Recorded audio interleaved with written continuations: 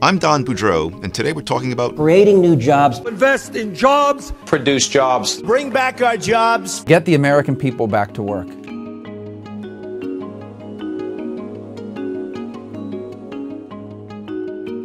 a major issue this election year, as in any election year, is jobs. How do we make sure that the job market is dynamic enough so that everyone who wants a job can get one? Even though the official unemployment rate has fallen below 5%, that number doesn't tell the whole story. Many Americans are still struggling to find good-paying jobs to support their families.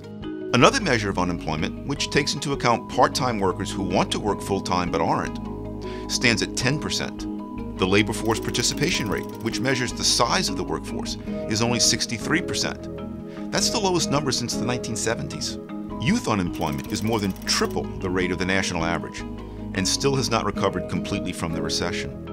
When young Americans can't find jobs, they can't gain the valuable work experience and on-the-job skills that they need to advance in their careers. So, how will the presidential candidates improve the job market? Some, mostly Democratic candidates, argue that the best way to get the job market truly working again is for government to spend more. They propose ambitious stimulus programs, green energy jobs, and more government and government-subsidized jobs in general. In short, they believe that the best way to create jobs is through the government. This approach sounds good on the surface, but in reality, it muddies up the labor market and does more harm than good. While some people win because of the new government-created jobs, others lose because the increased taxes needed to create these government jobs result in fewer jobs in the private economy. It's just a way for the government to pick winners using taxpayer money, also known as cronyism.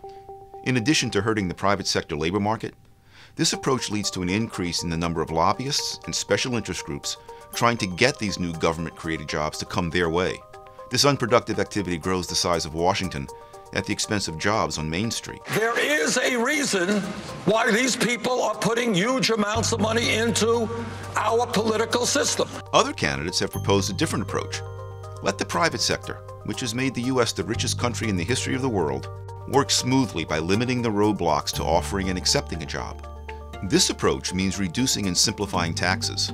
A lightened tax burden leaves businesses with more money to spend on expansion and job creation. It also means eliminating counterproductive regulations, regulations that unnecessarily increase the difficulty of creating and of accepting a job. For example, outdated occupational licensing regulations make it illegal for some professionals to work in their desired field. It can take years to open up a barber shop or become a personal trainer because of the licenses needed to do so. Obstacles such as these not only hurt customers looking for haircuts or good workouts, they also hinder job creation. In short, these candidates believe that the best way to create jobs is to lower taxes and remove the red tape standing in the way of entrepreneurs, workers, and consumers. So, which approach do you think is better for creating jobs? More government spending or reducing the burden on entrepreneurs?